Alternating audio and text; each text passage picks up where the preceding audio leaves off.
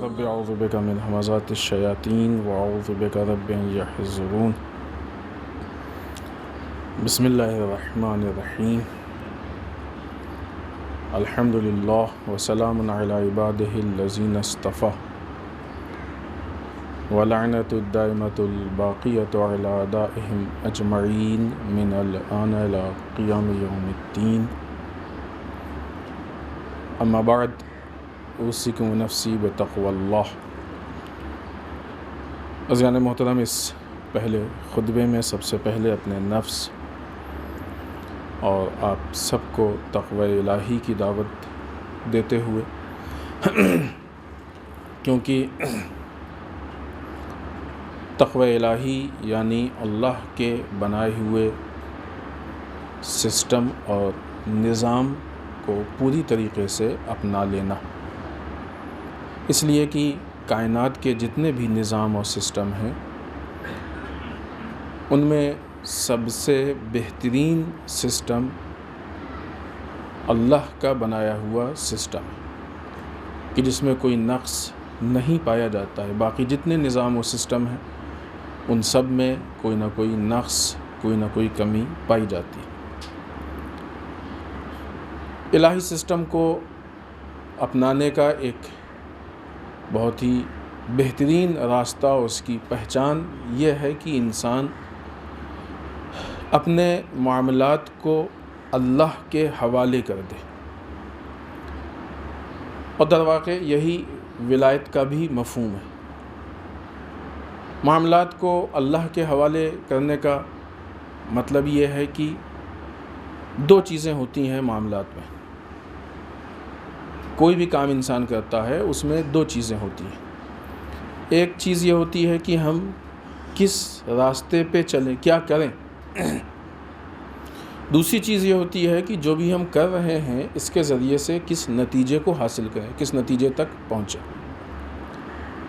جہاں تک بات اس کی ہے کہ ہم کیا کریں، کس راستے پہ چلیں، تو ظاہر سی بات ہے کہ جب معاملات اللہ کے حوالے ہوں گے تو جو اللہ نے بتایا ہوگا وہ کریں گے ہم، جو بھی اللہ کا نظام ہوگا، جو بھی اللہ کا سسٹم ہوگا۔ دوسری چیز کی اس کے ذریعے سے کیا نتیجہ، تو جب راستہ اللہ کا بنایا ہوا ہے تو نتیجہ بھی اللہ کی طرف سے ہی ہوگا، یعنی نتیجہ اللہ پہ چھوڑ دے۔ نتیجے کے لیے بہت زیادہ ہاتھ پیر مارنا یہ ہمارے لیے مناسب نہیں ہے، بلکہ ہمارے اختیارات میں نہیں ہے کہ ہم نتیجے کو پہلے سے طے کر لیں، ڈیسائیڈ کر لیں اور پھر اس کے بعد زبردستی اس کو اپنانے کی کوشش کریں۔ نتیجہ اللہ کے حوالے۔ تو جب معاملات اللہ کے حوالے ہوں گے تو اب انسان کوئی بھی کام کرے گا اس کے لیے خود بخود اس میں ان کاموں کے لیے للہیت پیدا ہو جائے گی، اللہ کے لیے کر رہے ہیں۔ اب یوں عبادات میں تو آدمی نیت کرتا ہی ہے کہ ہم اللہ کے لیے کر رہے ہیں، لیکن بعض اوقات کچھ خیال ذہن میں آ جاتا ہے، لوگ کہیں یہ ہو وہ ہو، لیکن جب اللہ کے لیے ہوگی تو پھر خالص اللہ کے لیے ہوگی۔ اور یہ جو خیال آتے ہیں ذہن میں یہ صحیح نہیں ہے، مذموم ہے، یہ اس کی مذمت کی گئی ہے، منع کیا ہے اس سے۔ تو جو کہ یہ اللہ کے لیے، لیکن ان عبادات سے ہٹ کے جب باہر ہم نکلتے ہیں تو باہر نکلنے کے بعد اگر کاروبار کرنا ہے کہ نہیں اللہ کے لیے، مطلب اللہ نے حکم دیا ہے نا، سسٹم تو اللہ کا ہے، اللہ نے حکم دیا ہے ذریعہ معاش کے لیے کہ جاؤ ذریعہ معاش تلاش کرو، روزی روٹی کماؤ، تو ہم یہ کام اللہ نے حکم دیا ہے، اللہ کے حکم کے لیے کر رہے ہیں۔ ہم باہر جا کے اگر کسی سے اچھے سے مل رہے ہیں تو اللہ کے لیے، ہم اگر جا کے کسی سے اظہار محبت کر رہے ہیں تو اللہ کے لیے، سلام کر رہے ہیں تو اللہ کے لیے، احوال پرسی کر رہے ہیں تو اللہ کے لیے، حتیٰ اپنی فیملی کے ساتھ جو سلوک کر رہے ہیں وہ اللہ کے لیے، ظاہر سی بات ہے پھر وہ اچھا سلوک ہوگا۔ تو جو بھی انسان کے معاملات ہیں، انسان یہ طے کر لے کہ صبح سے شام تک جو کچھ کر رہا ہے، حتیٰ انسان سو بھی رہا ہے تو اللہ کے لیے۔ اللہ نے حکم دیا ہے کہ رات میں سو، آرام کرو، استراحت کرو، تاکہ اگلے دن پھر تم اس لائق ہو سکو کہ اپنے جو زندگی کے کاروبار ہیں، جو کام کاج ہیں، ان کو انجام دے سکو۔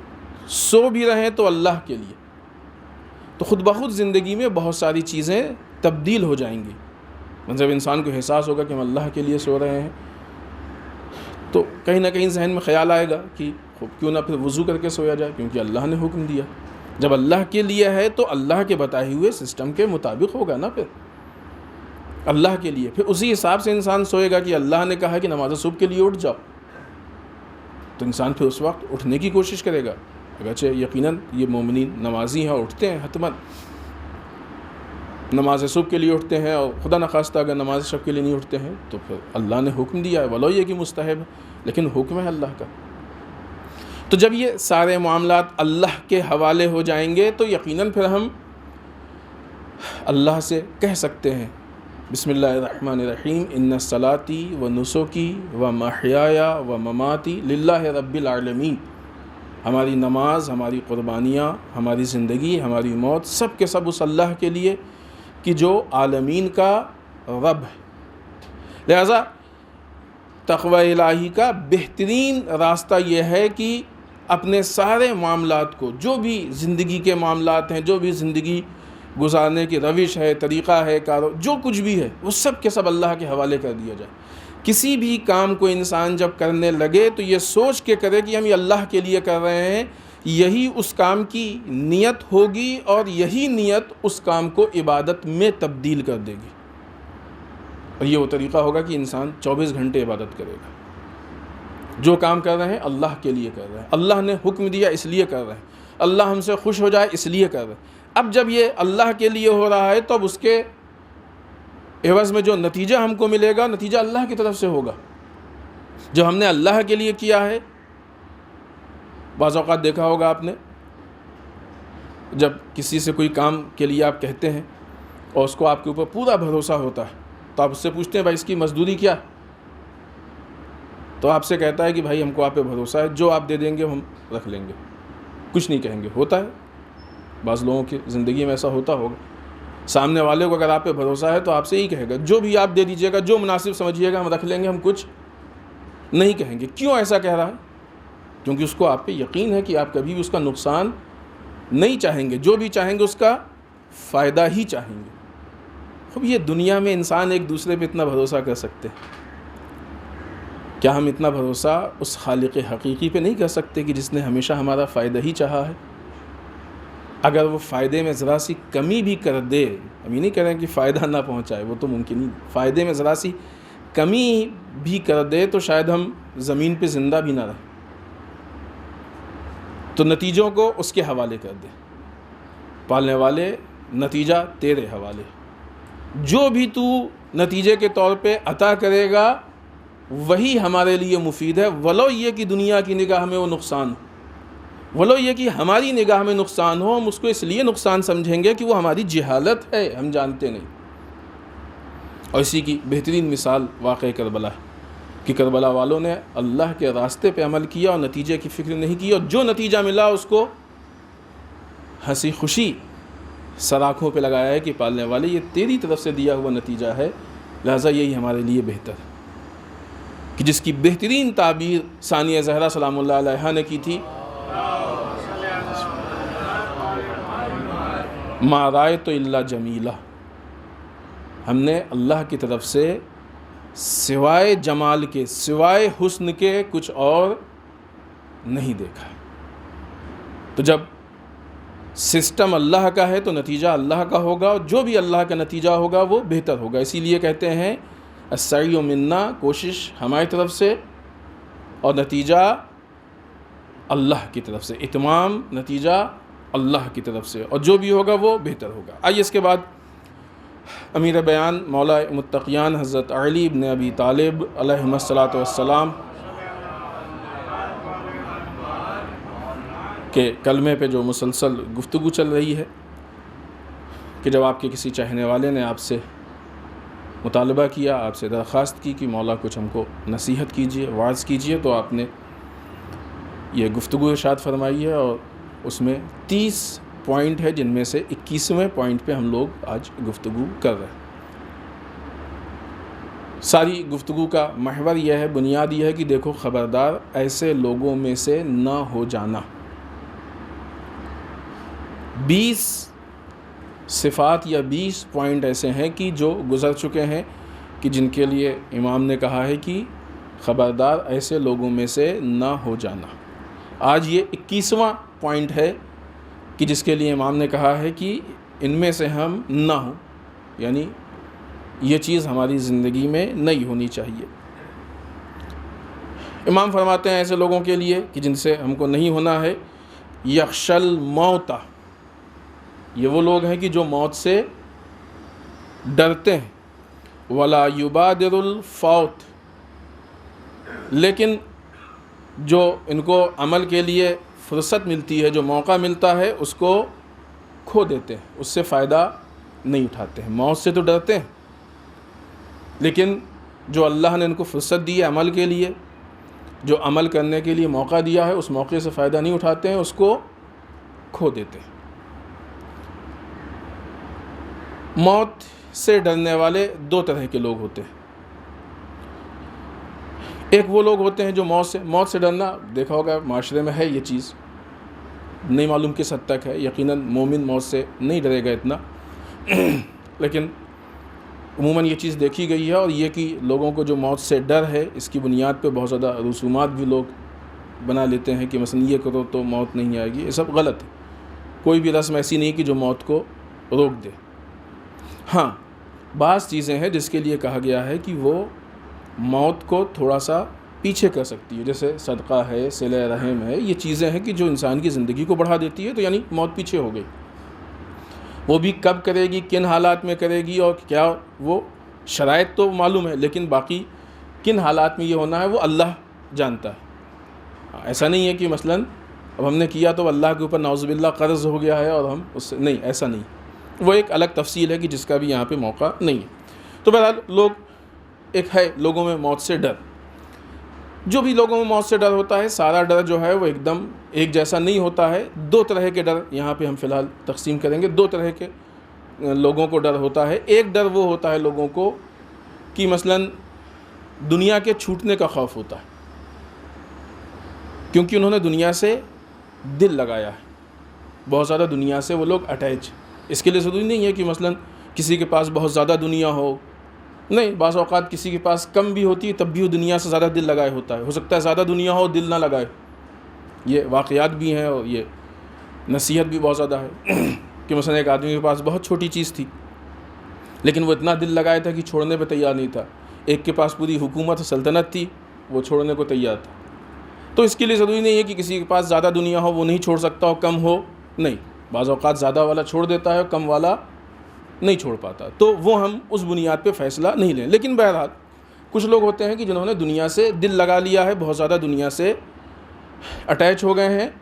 اب جو بھی دنیا میں ان کے لیے ہو، مال ہو، دولت ہو، عہدہ، جو بھی ہو، لہٰذا وہ موت سے ڈرتے ہیں۔ ان کو یہ لگتا ہے کہ اب مر جائیں گے تو یہ ساری چیزیں چھوٹ جائیں گی، پھر اس کے بعد یہ سب مثلا ہمارے پاس نہیں رہے گا، جو بھی ان کے تصورات و خیالات ہوں۔ یہ وہ لوگ ہیں کہ جو یا تو ان کو ضعیف الایمان کہہ لیں کہ ایمان نہیں ہے، یا یہ کہہ لیں کہ اصل وہ ایمان کمزور ہے، یا یہ کہہ لیں کہ ایمان ہے ہی نہیں در واقع جو ایمان ہونا چاہیے، کیونکہ موت تو یقینی ہے، روز اول سے موت کے اعتبار سے ہی ان کو سارا کام کرنا چاہیے تھا۔ دوسری قسم ان لوگوں کی ہوتی ہے کہ جو بہت زیادہ دنیا سے تو دل نہیں لگائے ہوئے ہیں، لیکن یہی کہ جو ان کو عمل کے لیے موقع ملا انہوں نے عمل نہیں کیا، وہ آخرت سے ڈرتے ہیں۔ ابھی مثلا ہماری فلاں چیز باقی ہے، ابھی فلاں چیز باقی ہے، حج واجب ہو گیا ابھی نہیں کیا، فلاں عبادت قضا ہو گئی تھی انجام نہیں دی، فلاں کام رہ گیا تھا، فلاں کا حق ہمارے گردن پہ بھی اس سے معافی نہیں مانگی، بخشوایا نہیں۔ اگر مر گئے اس حال میں تو یہ ساری چیزیں لے کے جائیں گے تو کیا ہوگا؟ یقیناً یہ لوگ وہ ہیں کہ جن کے دل میں درد ہے، دین ہے، دین کے اعتبار سے سوچ رہے ہیں کہ ابھی ہم موت کے لیے اپنے آپ کو آمادہ نہیں محسوس کر رہے ہیں، بہت سارے حقوق ہیں جو ہمارے گردن پہ ہیں، اس لیے ان کو ڈر ہے کہ کہیں موت نہ آ جائے اور ہمیں ان سارے حقوق کو خوب اگر انسان کے اندر ایسا خوف پیدا ہو جائے کہ یہ سارے حق ہمارے گردن پہ ہیں اور کہیں موت نہ آ جائے، تو خود موت کے لیے تو سب کا ایمان ہونا چاہیے، کسی لمحے بھی آ سکتی، ہو سکتا ہے یہاں کھڑے کھڑے ہم مر جائیں، تو کوئی نہیں کہہ سکتا ہے کہ اگلے آنے والے منٹ، آنے والے لمحے، آنے والے دن میں ہم یقیناً زندہ رہیں گے، کوئی گارنٹی نہیں لے سکتا، خاص کر کے ابھی جو جتنی موتیں دیکھ رہے ہیں اس کے بعد تو زیادہ یہ چیز نزدیک سے سمجھ میں آ رہی ہے، تو کوئی کبھی بھی مر سکتا ہے۔ جب انسان ایک طرف سے موت کے لیے وقت معین نہیں، دوسری طرف سے اس کا یہ ایمان ہے کہ یہ ساری چیزیں کلیئر ہونی چاہیے، تو پھر جو اس کو اللہ نے فرصت دی کیوں نہیں اس نے کلیئر کیا؟ یہ دوسرے قسم کے لوگ ہیں۔ در واقع یہ جو مولا کا قول ہے، یہ جو بات ہے، یہ اسی قسم کے لوگوں کے لیے کہ دیکھو خبردار ایسے نہ ہو جانا کہ تم کو فرصت تو ملی تھی حساب کلیئر کرنے کی لیکن تم نے نہیں کیا۔ اگر اس قسم کے لوگوں کے لیے ہے یہ بات کہ ایسے نہ ہو جانا، یہ جو دوسری قسم ہم نے بتائی ہے کہ جو موت سے ڈرتے، تو سوچئے پہلے قسم والے کتنے بدتر ہیں، پہلی قسم والے کتنے بدتر ہیں۔ مولا دوسری قسم والوں کے لیے کہہ رہے ہیں کہ خبردار ایسے مت ہو جانا، اور اس کا بھی مطلب یہی ہے کہ عقیدہ سست ہے، بہت مضبوط نہیں ہے عقیدہ، ورنہ بہت مضبوط ہوتا ہے عقیدہ تو انسان ایک ٹرین پہ بھی انسان کو 2-4-10 دن کا سفر کرنا ہوتا ہے، تو انسان ٹرین پہ بیٹھنے سے پہلے جو بھی راستے کی اگر یہ معلوم ہو جائے کہ راستے میں پانی نہیں ملے گا تو ضرورت کے مطابق پانی بھی لے کے رکھ لیتا ہے انسان، ہوتا ہے کہ نہیں؟ اگر معلوم ہو جائے کہ کھانا نہیں ملے گا تو ضرورت کے مطابق وہ ٹفن اپنا رکھ لیتا ہے، اور اس کو معلوم ہے کہ جو بھی وقت ہو اس سے پہلے ہم کو یہ کام کرنا ہے، تو پھر موت سے پہلے انسان ان چیزوں کو کلیئر کیوں نہیں کر رہا ہے؟ اس کا مطلب کہ یہاں پہ بھی ایمان تھوڑا سا سست ہے، ایمان کمزور ہے، ضعیف ہے، یعنی انسان جو کہہ رہا ہے ایمان کے مطابق اور جو عمل کر رہا ہے ان دونوں چیزوں کے بیچ میں تضاد پایا جا رہا ہے، ایک دوسرے کے خلاف ہے۔ یہاں پہ بھی ہمیں چاہیے کہ اپنے ایمان کو مضبوط کریں، ایمان کو مستحکم کریں، استحکام بخشیں ایمان کو۔ اور اگر کوئی انسان ایسا ہے، اب یہ دو قسم سے ہٹ کے، کہ جس کو موت یاد آتی ہی نہیں، چل رہا ہے سب کچھ جیسے ہے، ٹھیک ہے، جو ہوگا ہوگا، دیکھا جائے گا، تو یہ غافل۔ قرآن مجید نے جو غافل رہنے والوں کی بات کی ہے اس میں اس طرح کے لوگ بھی ہیں کہ جن کو نہ روز محشر کا وہ، نہ موت کی فکر، کوئی فکر ہی نہیں، جو ہوگا ہوگا، دیکھا جائے گا، اللہ مالک۔ ٹرین پہ جو لوگ سفر کرتے ہیں بعض اوقات دیکھا ہوگا کہ کچھ لوگ ہیں کہ جو نشے کی دوا کھلا کے ان کو لوٹ لیتے ہیں، پتہ ہے سننے میں آتا تھا، ابھی تو نہیں، الحمدللہ کہ نہیں۔ تو اگر کسی نے کوئی نشے کی دوا کسی کو کھلا دی ہے، وہ بے ہوش ہے، تب اس کا اسٹیشن آ بھی جائے گا تو وہ غافل، اسے کیا معلوم، نہیں اترے گا، یا سو رہا ہے کوئی، نہیں بھی کھلائی، سو گیا، اسے نہیں معلوم کہ اس کا پلیٹ فارم جہاں پہ اس کو اترنا ہے وہ آ گیا ہے، غافل۔ غافل ہونے کا مطلب کہ اپنی ذمہ داریوں کا اس کو احساس نہیں ہے۔ لیکن مسئلہ کیا ہے اس کا، جب وہ پلیٹ فارم نکل جائے گا اسٹیشن اور اس کی آنکھ کھلے گی تب اس کو احساس ہوگا کہ ہم نے کیا غلطی کی، کیا نقصان ہو گیا۔ دنیا میں تو یہ ٹرین کے معاملات میں اس کا جبران اور اس کی بھرپائی کسی حد تک ممکن ہے، پریشانی ہوگی، دقت ہوگی اس کو، لیکن جب مرنے کے بعد ہم کو ہوش آئے گا تو بہت سی ایسی چیزیں ہوں گی کہ جس کا جبران ممکن ہی نہیں ہوگا، اور ایسی چیزیں کہ جن کا جبران ممکن ہے وہ ہمارے ہاتھ میں نہیں ہوگا، ہم بھی اس میں بھی ہم دوسرے کے محتاج ہوں گے۔ اگر اس نے کر دیا تو ٹھیک ہے، نہیں کیا تو وہ بھی کچھ نہیں ہونے والا۔ مولا کائنات کا بہترین جملہ ہے کلمات قصار میں ہی ہے کہ لوگ سو رہے ہیں، جب مریں گے تب ہوش میں آئیں گے، مرنے کے بعد ہمیں سمجھ میں آئے گا کہ ہم نے کیا غلطی کی۔ سو رہے ہیں اس معنی میں کہ ہم کو اپنی ذمہ داریوں کا احساس نہیں ہو رہا ہے کہ ہم کو کیا کرنا چاہیے، کیا ہماری ذمہ داریاں ہے۔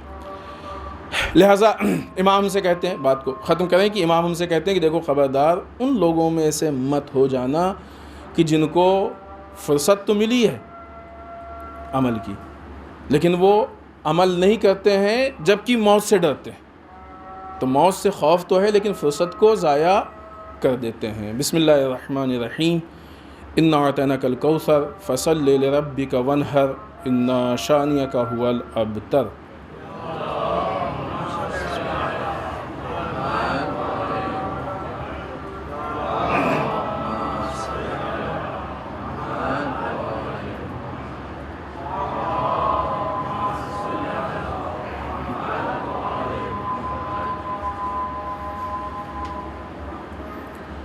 رب اعوذ بک من ہمزات الشیاطین واعوذ بک رب ان یحضرون۔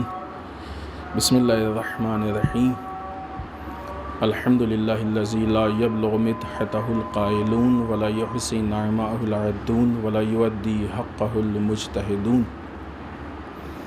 اللہم صل وسلم علی صاحب الدعوۃ النبویہ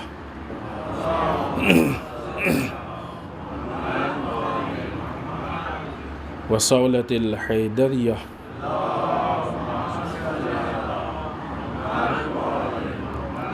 والعصمت فاطمیہ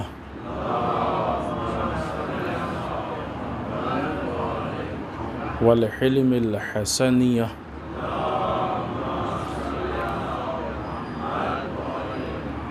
وشجاعت الحسینیہ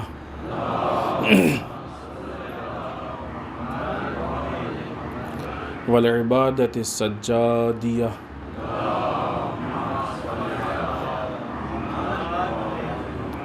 والآثار الباقریہ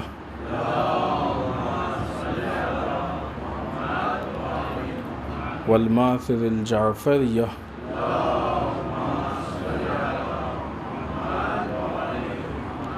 والعلوم الکاظمیہ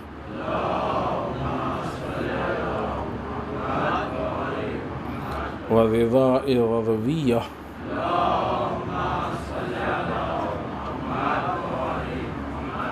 والجود التقویہ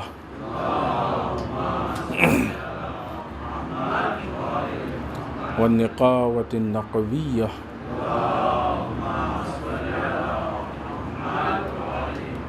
والہیبة العسکریہ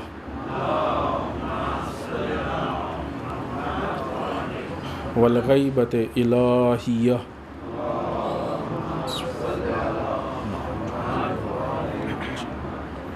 واللعنۃ الدائمۃ الباقیۃ علی اعدائہم اجمعین من الآن الی قیام یوم الدین، اما بعد۔ اس دوسرے خطبے میں ایک بار پھر اپنے نفس اور آپ سب کو تقوی الہی کی تاکید کرتے ہوئے اس ہفتے کے مناسبات یا جو حالات ہیں اس میں جو چیزیں سامنے آ رہی ہیں اور نسبتاً تھوڑا اہم ہے وہ یہ کہ فرانس میں ابھی جو حادثہ اور واقعہ ہوا ہے اور اس کے بعد پوری دنیا سے فرانس کی اس بدتمیزی یا یوں کہا جائے کہ اسلام کی جو توہین کی تھی اس کے خلاف پروٹیسٹ ہوا، جس کا کافی حد تک پریشر پڑا اور اس کا نتیجہ بھی سامنے آیا۔ لیکن ابھی فرانس نے ان سارے حالات کو موڑنے کی کوشش، دیکھیں فرانس کا معاملہ یہ ہے کہ ایسا نہیں ہے کہ یہ چیز پہلی مرتبہ تھی، جو بھی حالات سامنے آئے ہیں وہ پہلی مرتبہ نہیں تھے، اس سے پہلے بھی فرانس میں اس طرح کی چیزیں ہو چکی ہیں۔ تو اب ایسا لگ رہا ہے کہ شاید فرانس آنے والے وقت میں ان حالات سے نپٹنے کے لیے پہلے سے آمادگی کر رہا ہے۔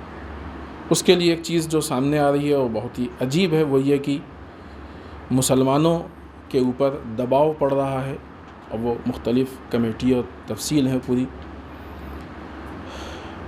اور دباؤ اس طرح کا ہے کہ مسلمانوں کے اداروں میں اور مسجدوں میں جو اماموں کا تعین ہوگا، امام معین کیے جائیں گے، وہ سرکاری طور پہ معین کیے جائیں گے، یعنی گورنمنٹ کے اعتبار سے ان کی نیوکتی ہوگی، جس طریقے سے یہاں پہ آفس وغیرہ میں لوگ معین کیے جاتے ہیں۔ ابھی آپ ہندوستان کے حالات دیکھ رہے ہیں، ایک زمانہ تھا کہ گورنمنٹ امپلائی جو سرکاری کرمچاری تھا، اس کے سامنے ایک اصول و قانون ہوتا تھا، اس پہ عمل کرنے کے لیے آزاد تھا، لیکن موجودہ حالات میں یہ آزادی بہت زیادہ دیکھ نہیں رہی ہے۔ ابھی آپ کو ملک سے زیادہ سیاسی پارٹی کے وفادار ہونے کی ضرورت ہے اگر سرکاری اس پہ باقی رہنا ہے تو. یہ جو حالات دکھ رہے ہیں کم و بیش یہ چیزیں اکثر جگہوں پہ دکھتی ہیں. فرانس کا بھی یہ پریشر ڈالنا، دباؤ ڈالنا کہ وہاں پہ امام کا جو تعین ہے، امام کی جو نکتی ہے وہ گورنمنٹ کے اعتبار سے ہوگی، یعنی لگام گورنمنٹ کے ہاتھ میں ہوگی. وہ معین ہی اس کو کریں گے جو ان کی بات کرے. ابھی اور بات ہے کہ وہ دیکھنے میں امام ہوگا، وہ دیکھنے میں سب کچھ ہوگا، عالم ہوگا، لیکن در واقع وہ حکومت کا نمائندہ ہوگا، حکومت کا غلام ہوگا. اور ساتھ ہی ساتھ اس کو ہٹانے کا بھی حق حکومت کو ہوگا، گورنمنٹ کو ہوگا. یہ جو سازش ہے یہ کوئی نئی سازش نہیں ہے. ایک تو موجودہ حالات میں دنیا کے کچھ ایسے ملک ہیں، کئی ایسے ملک ہیں کہ جہاں پہ گورنمنٹ دین میں دخل دیتی ہے باقاعدہ. کیا ہونا چاہیے، کیا نہیں ہونا چاہیے، کیا بیان ہونا چاہیے، کیا نہیں ہونا چاہیے، کیسے ہونا چاہیے، کیسے نہیں ہونا چاہیے. حتیٰ خود سعودیہ میں بھی اس طرح کی چیزیں پائی جاتی ہیں. تو بہت سے ملک ہیں کہ جہاں پہ حکومت، گورنمنٹ دین کے اوپر دخل دیتی ہے. در واقع یہ وہ مدعا ہے کہ جو رسول اللہ صلی اللہ علیہ وآلہ وسلم کے بعد عالم اسلام میں جو سب سے پہلا مدعا اٹھا تھا وہ یہی تھا. مولا کائنات چاہتے تھے کہ دین علی کی شکل میں آزاد ہو، اور مقابل والے چاہتے تھے کہ ہم حاکم رہیں اور دین ہمارے اعتبار سے، ہماری منشا کے اعتبار سے چلے. یہ اختلاف، اور اس سلسلے میں سب سے پہلے جو آواز اٹھانے والی خاتون ہے وہ صدیقہ طاہرہ حضرت فاطمہ زہرا سلام اللہ علیہ. تو یہ فرانس کا معاملہ اب یہ اس پہ ڈیپینڈ ہوتا ہے کہ کیسے پریزنٹ کیا جائے، کیسے پیش کیا جائے. بعض اوقات بعض جگہوں پہ جب یہ چیزیں آئیں تو اس کو اس طریقے سے بھی پیش کیا گیا کہ بھائی اب یہ جو امام ہوں گے ان کو ہم سرکاری بنا لیں گے تو آپ لوگوں کا ٹینشن ختم ہو جائے گا. آپ لوگ اتنا پریشان ہوتے ہیں، ڈونر آئے، پیسہ آئے، یہ وہ، ہم ان کو تنخواہ دے دیں گے. لیکن ان کو ہی نہیں معلوم کہ تنخواہ دیں گے اس کے عوض میں کیا لیں گے. جو لے رہے ہیں وہ اس سے زیادہ قیمتی چیز ہے کہ جو لینے کی کوشش کی جا رہی ہے. تو ہو سکتا ہے کہ اس کو اچھا بنا کے پیش کریں، ہو سکتا ہے ڈائریکٹ پیش کر دیں. جیسے بھی جس حال میں بھی پیش کیا جائے یہ عالم اسلام کے لیے بہرحال نقصان دہ، اور کہیں سے بھی اس میں اسلام کی فلاح و بہبود نظر نہیں آتی. لہٰذا پوری دنیا کے مسلمانوں کی یہ ذمہ داری ہے کہ فرانس کے اس دباؤ کے خلاف آواز اٹھائیں، کیونکہ معاملہ فرانس کا نہیں ہے، معاملہ اسلام کا ہے جو فرانس میں پیش آیا. کسی ملک کے عنوان سے اس کو دیکھنے کی ضرورت نہیں ہے. دوسری چیز، امارات کے لیے، امریٹ کے لیے جو سامنے آ رہی ہے کہ 13 ملکوں کی فہرست نکالی ہے اس نے کہ جہاں کے رہنے والے ناگرک سٹیزنز کو وہ وقتی طور پہ، البتہ کہا ہے یہ ساری چیزیں سب ایک طریقہ ہوتا ہے بات کو پیش کرنے کا، ان کو وہ ویزا نہیں ایشو کریں گے.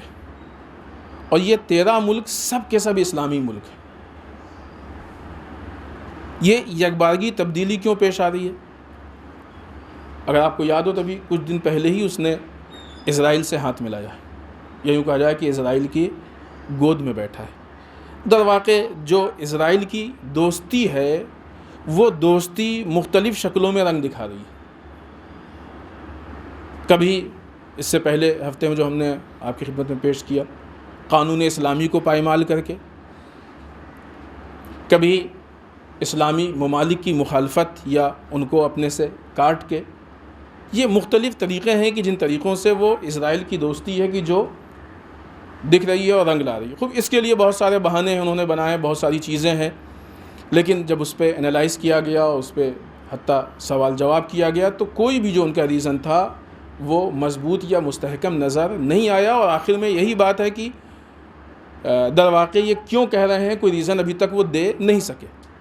لیکن ظاہر سی بات ہے کہ انسان تحلیل کرے، انالائز کرے تو حالات کو دیکھ کے انسان کنیکٹ کر لیتا ہے کہ کون سی چیز کس بنیاد پہ ہے، وہ کون سا عامل ہے جس کی بنیاد پہ یہ سامان، یہ باتیں، یہ چیزیں ہمارے سامنے پیش آ رہی ہیں۔ موجودہ حالات میں جو اسرائیل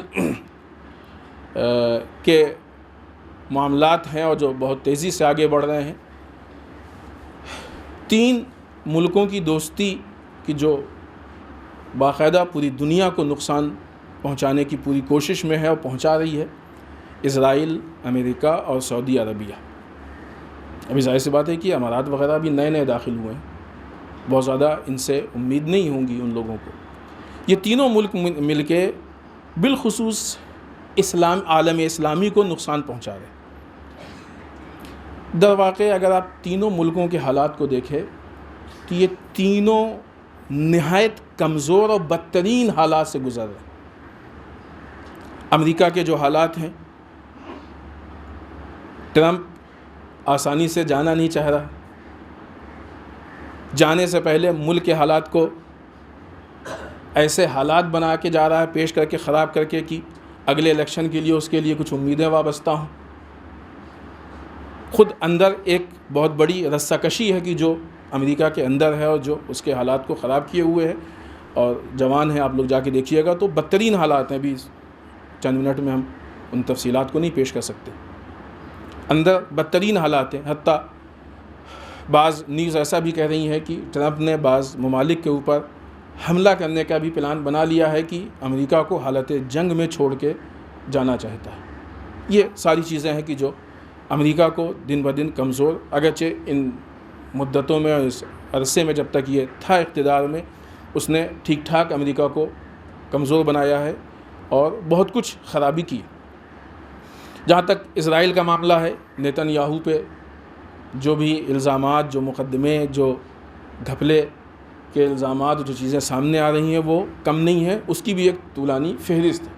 اب یہ اور بات ہے کہ یہ نیوز چینل والے بیچارے بھی کیا کہیں، اور بھی بدتر، کہ جن چیزوں پہ ان کو بات کرنی چاہیے وہ اٹھاتے ہی نہیں، اور جن چیزوں کا وجود ہی نہیں ہوتا ان کو اٹھانے لگتے۔ عجیب حالت ہے نیوز چینلز کی۔ تو خاص کر کے یہ لوگ تو اسرائیل کے غلام ہیں۔ اکثر لوگ جو ہیں وہ ایسی نیوز ایجنسیز سے نیوز لیتے ہیں، خاص کر کے انٹرنیشنل کی، جو اسرائیل کی ہیں، تو ظاہر سی بات ہے کہ ایک طرح کی غلامی ہو گئی۔ تو وہ اسرائیل کے مدعے پہ اور معاملات پہ کہاں گفتگو کرنے والے اور کہاں اس کو چھیڑنے والے، وہ اپنے ملک کے جو ایسے حالات ہیں اس پہ گفتگو نہیں کرتے ہیں، تو اسرائیل تو بہت بڑی چیز۔ سعودیہ کی جس نے بڑی امید کے ساتھ یمن پہ حملہ کیا تھا اور سوچا تھا کہ اس سے فائدہ اٹھائے گا اور جیت کے نکل جائے گا، لیکن وہی یمن کی جنگ سعودیہ کو بربادی کی طرف لے کے بہت تیزی سے جا رہی ہے۔ تو یہ تینوں ملکوں کے حالات بدترین حالات ہیں، اور تینوں مل کے چاہ رہے ہیں کہ دنیا کو تبدیل کریں۔ یہ اور بات ہے کہ اپنے آپ کو باقی نہیں رکھ پا رہے۔ بہرحال اس سے زیادہ ہم اس مدعے پہ گفتگو نہیں کر سکتے، اس موضوع پہ، لیکن یہ چیز ہمارے ذہن میں ہونا چاہیے کہ سیاسی اعتبار سے ایک بہت بڑی تبدیلی ہے کہ جو مسلسل پیش آ رہی ہے، اور ہمیں اس کو تحلیلی نگاہ سے دیکھنا چاہیے، سادگی کے ساتھ نہیں۔ ہمارے ملک کے جو حالات ہیں اس میں کشمیر کے متعلق جو اس ہفتے خبر آئی ہے کہ وہاں پہ کچھ افراد کے گھروں کو اجاڑا گیا ہے، بے گھر کیا گیا ہے، توڑا گیا ہے، بدترین حالات ہیں۔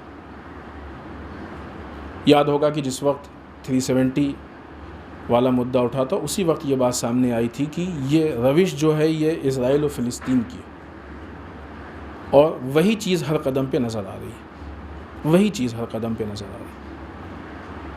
اور ایک مرتبہ ہم سب سے پہلے اپنی حکومت سے یہی کہیں گے کہ ظلم کے ساتھ حکومت نہیں چلتی ہے۔ کوئی بھی اقتدار ہو، اگر ظلم کے ساتھ بڑھ رہا ہے، ٹھیک ہے، ہم پروٹیسٹ کریں گے، ہم اس کے خلاف آواز اٹھائیں گے، سب کچھ کریں گے، لیکن جب بھی آپ کسی پہ ظلم کرتے ہیں تو ہم کو آپ کی بربادی مزید نزدیک تر نظر آتی ہے۔ یہ ظلم، اگر آپ اسرائیل سے درس لے رہے ہیں تو اسرائیل کے حالات سے عبرت بھی لیں۔ پوری دنیا کا میڈیا اپنے کنٹرول میں کیے ہوئے ہے، پوری دنیا کے اکنامیکل سسٹم پہ قبضہ کیے ہوئے، اس کے باوجود بیچارہ بہت زیادہ اس کے ہاتھ میں ہے نہیں جو کچھ چاہے کر لے۔ آپ تو اپنے ملک کے اقتصاد کو بھی خراب کیے ہوئے ہیں، اسرائیل کے نقش قدم پہ مت چلیں، کیونکہ اسرائیل جس راستے پہ جا رہا ہے اس کے آگے اندھا کنواں۔ ہم کو اسرائیل سے ہمدردی نہیں ہے، لیکن ہم کو اپنے ملک سے ہمدردی ہے۔ ہم نہیں چاہتے کہ ہمارا ملک کسی اندھے کنویں میں جائے۔ یہ جو اسرائیل کے نقش قدم پہ چل، اپنی ہی عوام پہ ظلم، اسرائیل والے تو اپنی عوام پہ ظلم نہیں کر رہے ہیں، وہ دوسروں پہ، ان کے حساب سے دوسرے ہی ہیں نا عرب، وہ دوسروں پہ ظلم کر کے اپنی عوام کو جگہ دے رہے ہیں۔ تم کتنے احمق ہو کہ اپنی عوام پہ ظلم کر رہے ہو، صرف اس تعصب کے شکار ہو گئے۔ کہاں سے اسرائیل کا راستہ ہو گیا؟ یہ بدترین سسٹم ہے، بدترین نظام ہے، بدترین روش ہے کہ جس کے لیے ہندوستان کے جو حالات ہیں، اور جب سے یہ معاملات شروع ہوئے ہیں تب سے ہر انصاف پسند انسان اس کے خلاف آواز اٹھا رہا۔ لہٰذا یہاں پہ یہ بات ہونی ہی نہیں چاہیے، اور ہوتی بھی نہیں ہے کہ مسلمان اس کے خلاف آواز اٹھائیں، نہیں، ہر وہ انسان کی جس کے دل میں انسانیت ہو وہ اس کے خلاف آواز اٹھائے گا۔ اگر مسلمان کے دل میں انسانیت و ذمہ داری کا احساس نہیں ہوگا تو وہ آواز نہیں اٹھائے گا، لیکن اگر نان مسلم کے دل میں انسانیت ہوگی اور احساس ہوگا ذمہ داری کا تو وہ آواز اٹھائے گا، اور اٹھا رہے ہیں بہت سارے۔ لہٰذا اس کے خلاف آواز اٹھانا یہ اس بات کی دلیل ہے کہ ہمارے دل میں درد ہے انسانیت، اور جس کے دل میں بھی انسانیت ہوگی وہ آواز اٹھائے گا۔ اسی طرح کی ایک چیز اور جو سامنے آئی ہے، وہ خاص کر کے یو پی کے سی ایم کی طرف سے کہ وہ لو جہاد پہ قانون بنا رہے ہیں۔ آپ دیکھیے کس طریقے سے جو ہے مدعے بنتے۔ اگر آپ تاریخ میں جا کے دیکھیے تو یہ لو جہاد کی اس لفظ اور اس اصطلاح کی بنیاد کہاں پہ؟ پہلے یوں ہی شروع کیا گیا، کچھ لوگوں نے شروع کیا، آہستہ آہستہ میڈیا نے لینا چاہا۔ یہ بہت ساری خیانتیں میڈیا کرتا ہے، جو چیزیں لوگوں کے ذہن میں نہیں ہوتی ہیں وہ میڈیا لوگوں کے ذہن میں ڈالتا ہے۔ ملک کے ساتھ کھلواڑ اور ناانصافی کرنے میں بہت بڑا ہاتھ ہے ان چینلز کا کہ جو خیانت کرتے ہیں اور حق و انصاف کے ساتھ گفتگو نہیں کرتے۔ ایسا نہیں کہ نہیں ہے، حق و انصاف والے ہیں لیکن بہت کم ہیں۔ شاید ہم اس کو دال میں نمک بھی نہیں کہہ سکتے، اصطلاح ہے نا، یہ محاورہ ہے دال میں نمک، سب سے کم وہی پڑتا ہے، وہ بھی شاید نہیں کہہ سکتے کیونکہ گنے چنے ہیں وہ۔ کس طریقے سے اس اصطلاح کو مضبوط کیا گیا، لوگوں کے ذہن میں بٹھایا گیا، لایا گیا۔ خوب ہندوستان ہے، یہاں پہ ہر مذہب کے ماننے والے رہتے ہیں۔ بعض اوقات ہوتا ہے کہ بہت سے جوان ہیں، لڑکے ہیں، لڑکیاں ہیں کہ جو مذہبی اپنے جو بھی ان کے رسومات اور جو بھی مذہبی ان کے اصول ہیں ان کو فالو نہیں کرتے۔ بعض اوقات ہندو لڑکا ہے مسلمان لڑکی سے شادی کر لیتا ہے، مسلمان لڑکا ہے ہندو لڑکی سے شادی کر لیتا ہے۔ بعض اوقات وہ لوگ مذہب کو بدل لیتے ہیں، حتیٰ بعض اوقات نہیں بدلتے ہیں۔ تو اس مسئلے کو مذہبی رنگ دینا یہ ملک کے نقصان میں ہے، نہ کہ فائدے میں۔ خب اگر مسلمان لڑکا ہندو لڑکی سے شادی کر لے تو لو جہاد ہو گیا۔ ہندو لڑکا اگر مسلمان لڑکی سے شادی کر لے اس کے لیے بھی تو کوئی اصطلاح ہونی چاہیے، اس کے لیے بھی تو کوئی قانون ہونا چاہیے۔ در واقع خود موصوف وہ سی ایم یو پی کا خود وہ مزاجاً ایک متعصب انسان ہے۔ اگر آپ دیکھیں اس کی اسپیچ، اس کی بات، اس نے تو کلیئر کہا ہے کہ یہ دو مذہب ہیں، دو الگ کلچر ہیں جو ساتھ نہیں رہ سکتے ہیں۔ کیسے کہہ رہے ہو نہیں رہ سکتے ہیں ساتھ؟ ایک عرصے سے ساتھ رہ رہے ہیں۔ ہندوستان کی تاریخ گنگا جمنی تاریخ ہے کہ جہاں ہر مذہب کے لوگ ساتھ رہتے ہیں۔ یہ پریکٹیکل چیز ہے جو لوگوں کو دکھ رہی ہے۔ تمہارا یہ کہنا کہ ساتھ نہیں رہ سکتے ہیں، اس کا مطلب یہ ہے کہ تم ساتھ رہنے دینا نہیں چاہتے ہو، ورنہ ساتھ رہنا اس بات کی دلیل ہے کہ ساتھ رہ سکتے ہیں اور رہ رہے ہیں ابھی۔ یہ اسی تعصب کی دین ہے کہ جو اس طرح کی باتیں سامنے آ رہی ہیں اور جو ایک مسلسل ظلم کی سازش ہے۔ حالانکہ اس حکومت کے حالات بہت اچھے نہیں ہیں، تقریباً ہر طبقہ اس کے خلاف پروٹیسٹ کر رہا ہے۔ یہ اور بات ہے کہ اس کو دبانے کی کوشش ہو رہی ہے۔ موجودہ حالات میں خود کسانوں کا پروٹیسٹ کم پروٹیسٹ نہیں ہے۔ جو خائن میڈیا ہیں وہ نہیں دکھائیں گے اس کو، لیکن بہت بڑے پیمانے پہ پروٹیسٹ ہو رہا ہے اور ان کو پروٹیسٹ کرنے کا حق بھی نہیں دیا جا رہا۔ یہ دوسرا ظلم بالائے ظلم ہے کہ جو ان کو پروٹیسٹ کرنے کا حق بھی نہیں دیا جا رہا، ان کو اعتراض کرنے کا، احتجاج کرنے کا، مظاہرہ کرنے کا حق بھی نہیں دیا جا رہا۔ یہ مزید ظلم ہے، اور پھر وہی بات کی مزید ظلم آپ کی بربادی کو مزید نزدیک کر رہا ہے۔ یہ جو فرصت مل رہی ہے آپ کو، یہ فرصت ایسا نہیں ہے کہ آپ کی صلاحیتوں کی بنیاد پہ آپ کا اقتدار آگے چل رہا ہے، نہیں، یہ اللہ اور یقیناً اللہ خالق، آپ اس کو اپنی زبان میں جو بھی کہہ لیں، ایک نظام ہے، اس کا ایک سسٹم ہے، وہ آپ کو مہلت دے رہا ہے۔ اگر اس مہلت سے تم نے فائدہ اٹھا لیا تو خود کو اور اپنے ملک کو بھی بچا سکتے ہو، لیکن اگر نہیں اٹھایا تو برباد ہو جاؤ گے۔ یقیناً ملک کی محبت رکھنے والے ہیں کہ جو انشاءاللہ اس کو بربادی سے باہر نکال کے اور پھر ایک مرتبہ ہندوستان اسی شکل میں جگمگائے گا کہ جس طریقے سے دنیا میں تھا، اور پوری دنیا اس کو ایک الگ انداز سے دیکھتی تھی، اور ابھی بھی دیکھتی ہے، ابھی بھی لوگوں کو توقع ہے۔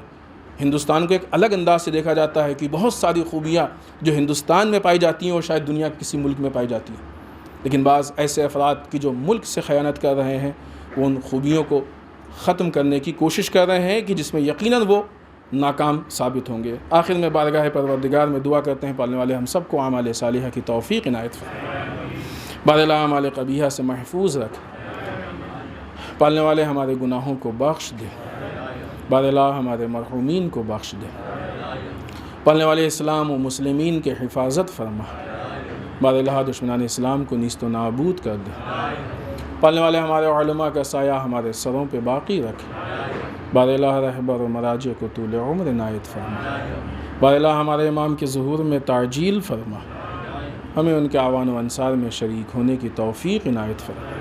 ربنا تقبل منا انك انت السميع العليم، بسم الله الرحمن الرحيم، قل هو الله احد الله الصمد لم يلد ولم يولد ولم يكن له كفوا احد۔